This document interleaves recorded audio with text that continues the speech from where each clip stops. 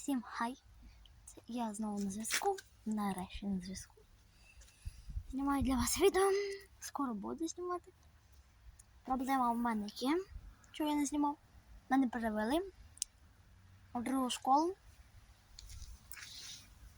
На 10 лайків скажу, який в мене, яка школа, який поверх, ну і все.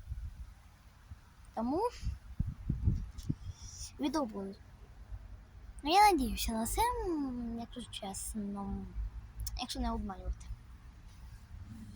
Так, тому можете очікувати. Але це десь буде через пару днів, або навіть сьогодні. Ну як обставини вийдуть. В принципі, так буде, як вийде. Тому, в принципі, всім пока.